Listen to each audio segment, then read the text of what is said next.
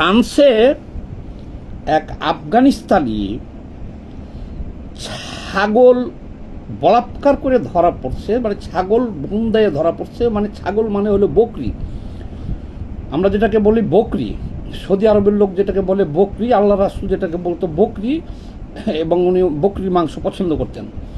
তো যাই হোক, ফ্রান্স জুড়ে এখন হইচই চলতেছে। সকল মিডিয়ায়, ফ্রান্সের গুরুত্বপূর্ণ মিডিয়ায় একেবারে কাভার হেডলাইন হয়েছে। ফ্রান্সের সকল জাতীয় পত্র পত্রিকায় এই বিষয়টা হেডলাইন করছে যে আফগানিস্তানের একজন রিফিউজি মুমিন আফগানি, সে এক খামারের প্রায় 70-এর অধিক পশুকে সে বলাৎকার করে ধরা পড়ছে। আপনারা যারা এটা বিশ্বাস করতে চাইবেন না, আমি ডকুমেন্টস দিচ্ছি, লিঙ্ক দিচ্ছি, এগুলো দেখেন। তারপর আপনারা গুগলে সার্চ দেন, এই মুহূর্তে যদি গুগলে সার্চ দেন, এই কথাটা লেখা যে আফগানিস্তানের নাগরিক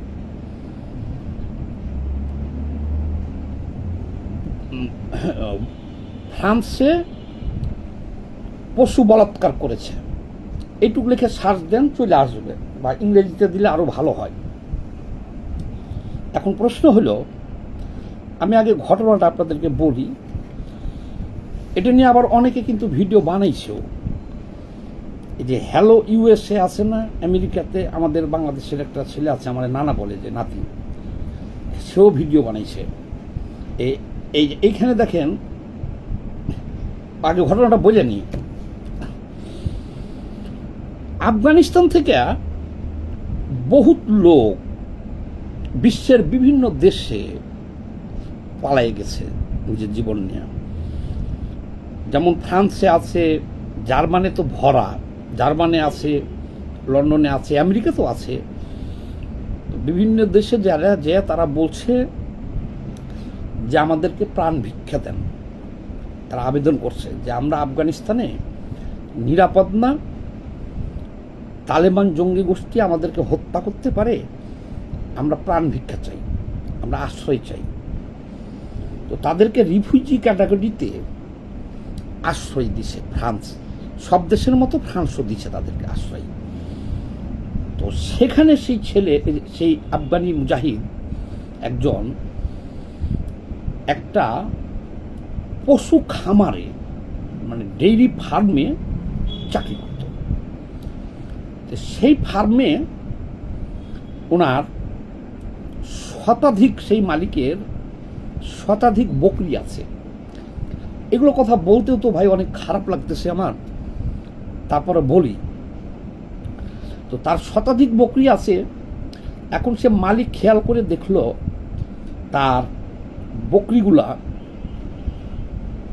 সব ডিসপ্লেস হয়ে যাচ্ছে দিন দিন, কেমন যেন মানে ভীতু।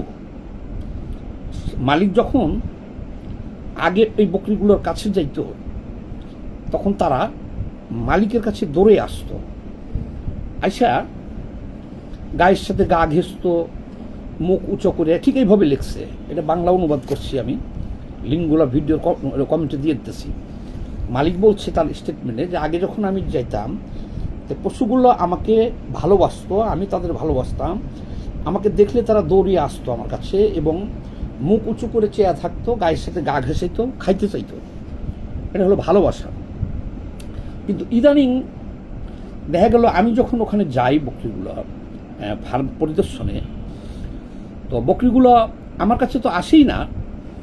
আমি যখন ওই বকরিগুলোর কাছে যাই, তখন বকরিগুলো দৌড়ে পালিয়ে যায়, বকরিগুলোর কাছে গেলেই দৌড়ে পালিয়ে যায়।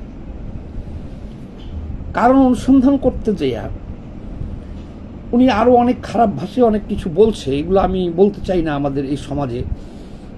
তো উনি ফলো করছেন, তখন থেকে নজরদারি করছে, ফলো করে দেখে যে একটা বকরির বাচ্চা, ছোট বাচ্চা, সেই বাচ্চাটা ব্লিডিং হয়ে গেছে, তার ব্লিডিং হইতেছে। তখন সে সেটাকে পশু চিকিৎসকের কাছে নিয়ে যায়। সেই পশু চিকিৎসক প্রথম বলে যে সামথিং ইজ রং, আপনার এই ফার্মে কে কে থাকে, এই থাকে। বলছে সম্ভবত, সে বলছে সম্ভবত রেপ করা হয়েছে বাচ্চাকে, ধর্ষণের শিকার হয়েছে সে। তো এটা জানার পরে সেই ফ্রান্সের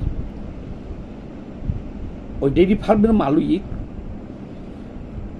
ওই যাকে সে চাকরিতে রাখছিল ওখানে কেয়ারটেকার আফগানি, তাকে জিজ্ঞাসাবাদ করলে সে অস্বীকার করে। অস্বীকার করলে তখন সে থানায় যায়, পুলিশ আসে। পুলিশ আসার পরে পুলিশের যা কাজ পুলিশ করছে, পুলিশ সেই বকরিকে ডিএনএ টেস্ট করছে, আর ওই ডিএনএ টেস্ট করছে, ওর ছেলের গ্রেপ্তার করছে। গ্রেপ্তার করার পরে ওই ছেলেরও ডিএনএ টেস্ট হয়েছে, বকরির ডিএনএ টেস্ট হয়েছে, তারপরে মিলে গেছে, মিলে গেছে। তাকে রিমান্ডে নিয়েছে। তখন সে স্বীকার করছে যে সে 74 মানে 74টা বকরিকে সে ধর্ষণ করছে। সে সেখানে চাকরি করে 1.5 বছর, আর 1.5 বছরে মালিকের 74টা বকরিকে সে ধর্ষণ করছে। এখানে আরও বকরি যেগুলো ছিল ওগুলো খাসি এবং পাঠা, কিন্তু যেগুলো বকরি ছিল 74টা হিসাব মিললে এইভাবে, মানে 74টাই ছিল ওখানে বকরি। এই 74টাকেই ধর্ষণ করছে। সে হলো এই আফগানি। আচ্ছা, এখন সে আছে জেলে, যাই হোক। কিন্তু টোটাল ফ্রান্সের সামাজিক যোগাযোগ মাধ্যম আর ওই যে হ্যালো ইউএস আছেন একজন আমাদের বাংলাদেশি, আমেরিকা থাকে, সে ভিডিও করছে সুন্দর করে, দেখেন। আমি তো আবার আমার এই ভিডিওতে এই সব কিছু আর অন্য কোনো চ্যানেলের কিছু দেখাই না আমার এই ভিডিওতে, 1। আর নাম্বার 2 হলো ওরা তো প্রফেশনাল, আমরা তো প্রফেশনাল না। আমরা আমাদের এই এগুলো কিন্তু করাও না, মনিটাইজেশন করা না। আমি টাকার জন্য ভিডিও করি না, আমি ইউটিউবও না, ফেসবুকও না। আমরা সময় পেলে 2-4 কথা এসে বলি। তো এই জন্য বলছি যে আরও অনেকেই ভিডিওটা করতেছে, দেখেন। কারণ হলো কি যে এই দেখেন, বাণিজ্য তার কিছু থাকলো মুসলমানদের, সারা বিশ্ব জুড়ে হইচই পড়ে গেছে, পুরা ইউরোপীয় ইউনিয়ন। যাদেরকে আমরা বিধর্মী বলি, যাদেরকে বলি ল্যাংটার দেশ, সেসব দেশে আপনি এইরকম বর্বর কাজ তো আপনি পাবেন না। এই জন্য জিনিসটা এত হইচই হইতেছে। এই দেখেন, এটা তো ভালো দেখাও যেতেছে না, এবং যতটুকু দেখা যায়। ওই দেখেন একটা বকরির ছবি আছে, এখানে ইংরেজি ভাষায় এই যে লেখা আছে। আর এই যে হ্যালো ইউএসএ, ও যে ভিডিওগুলো করছে সব ডকুমেন্টস দিয়ে দেখেন। এই যে হ্যালো ইউএসএ, এই যে হ্যালো ইউএসএ, জজ মিয়া, ওরা তো চিনেন, ওর ভিডিওগুলো দেখে নিন আপনারা। আর আমার কাছে যেগুলো আছে সব ওই পত্রিকা, ওদের পত্রিকার সব লিঙ্ক আছে আমার কাছেই। দেখেন দেখেন, এগুলো বকরি, যে বকরি ডিএনএ টেস্ট করছে সেই বকরির ছবি। আর আচ্ছা, ঘটনা তো এখানেই শেষ না। মনে রাখবেন, ইউরোপ আমেরিকায় ওখানে ন্যায় বিচার আছে, এমন ন্যায় বিচার আছে যে আপনি চিন্তাও করতে পারবেন না। ওকে ফাঁসানো হয় নাই, কিন্তু মানে কি বলবো আর আপনাদেরকে, আমি তো বলতেও পারতেছি না। এই দেখেন, পুলিশে ওই ডেইরি ফার্মে সবগুলো সিসিটিভি নিয়ে এসেছে, নিয়ে দেখে যে রাত হইলেই হে বলাৎকার করতেছে, লাইভ ভিডিও। এই দেখেন, এ দেখছেন সাদা পোশাক পরে একটা ছেলে বলাৎকার করতেছে, ওই যে তীর চিহ্ন দিয়ে দেখা যেতেছে এখানে। আমার কাছে ভিডিও আছে, সেটা তো এখানে দেখানো সম্ভব না। আমার এই আইডিতে আমার আত্মীয় স্বজন বা আপনারা যারা আছেন বাংলাদেশের সমাজে এটা দেখাতে পারতেছি না। সিসিটিভিতে লাইভ ভিডিও তারা পেয়ে গেছে অসংখ্য। এখন বলেন যে আমরা মুসলমান দাবি করিনি, যে মুসলমান প্রতিদিন আমরা বলতেছি বিধর্মী ওদেরকে। তাদের দেশের বিচার কি জানেন? যে কালকে আমাকে একজন ফোন দিছিল, সে স্ত্রীরে 3 থাপ্পড়টা মারছে, 3টে থাপড় মারছে, এর জন্য গ্রেপ্তার হয়ে গেছে। তার এখন সাজা হয়ে যাব। সিসিটিভিতে আছে রাস্তায় 3টে থাপড় মারছে স্ত্রীরে, 3 থাপড়ের জন্য তার 18 বছর জেল হইতে পারে। এলে ইতালির কথা বলতেছি আমি। গতকালকে আমার সাথে ওখান থেকে ফোন দিছিল গ্রেপ্তার হওয়ার পরে। তাহলে বাংলাদেশে একজন স্ত্রীকে মাইরা যদি আপনি হয়েও ফেলান কোনো সমস্যা নেই মুসলমানদের, কিন্তু ওখানে আপনি থাপড় দিচ্ছেন 3টা স্ত্রীকে, এর জন্য গ্রেপ্তার হয়ে গেছে। মামলাও করা লাগে নাই, রাস্তায় স্ত্রীকে থাপড় দিচ্ছে 3টে, গ্রেপ্তার, তার জেল হবে। তো এই যে ভিডিও ফুটেজগুলো পাওয়া গেছে, এখন এইটা নিয়ে ভাই ফ্রান্সের ঘটনা, কিন্তু ইউরোপ, আমেরিকা সবখানে হইচই পড়ে গেছে যে এরা তো, অনেকে কমেন্টস করছে ওইখানে সামাজিক যোগাযোগ মাধ্যমেও, যে এরা তো জানোয়ারের চেয়েতে খারাপ। নাউজুবিল্লাহ, নাউজুবিল্লাহ। আপনারা ইউরোপ আমেরিকার কোনো দেশে দেখছেন যে তারা, আমরা তো বলি তারা ন্যাংটার দেশ, তারা এরকম জঘন্য কাজের সাথে জড়িত? এখন সমস্যা হলো কি দেখেন, এই বেয়াদবদের জন্য এখন পুরা মুসলমান জাতির উপরে একটা ধাক্কা আসবে। সন্দেহের চোখে দেখবে যে এরা যদি পশুর সাথে এটা করতে পারে, তাহলে মানুষের সাথে কি করব? আপনি আমি যা মনে করি তা না। ইউরোপ, আমেরিকা, লন্ডন, এই ছোট ভিডিওতে এগুলো বর্ণনা করা যাবে না। তো সেখানে বাংলাদেশের মতো শিশু বলাৎকার হয় না, সেখানে রেপ ধর্ষণ এরকম হয় না। তারা হাফ প্যান্ট পরে চলুক মেয়েরা, আর উলঙ্গ পরে চলুক, তাদের স্বাধীনতা এটা। তাই বলে যে আপনি মনে করেন যে তারা বেশ্যা, তা না। একজন প্রাপ্তবয়স্ক পুরুষ, প্রাপ্তবয়স্ক নারী, তারা যদি উভয়ের সম্মতিতে কিছু করে, সেটা তাদের দেশের আইনে প্রযোজ্য। কিন্তু কোনো নারী যদি ভুলেও কোনো পুরুষের নাকি কমপ্লেন করে যে আমাকে ইভটিজিং করছে, তাহলে তার রক্ষা নেই। কিন্তু এত সহজ বিষয় না। তো এখন দেখেন এই বেয়াদবটার কারণে, দেখেন জাপানে মসজিদ করতে দেয় নাই কয়েকদিন আগে মুসলমানদের। তাহলে কেন দিবেটা কি কারণে বলেন?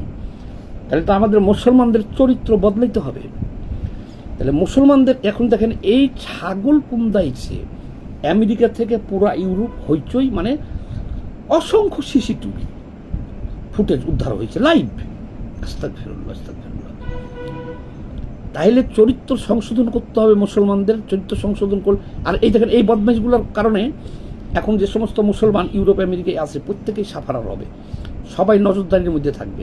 অনেকের ভিসা বাতিল করবে, অনেকের যারা যাওয়ার জন্য চেষ্টা করবে এটার উপরে রেস্ট্রিকশন আসবে, অনেক সমস্যা হবে।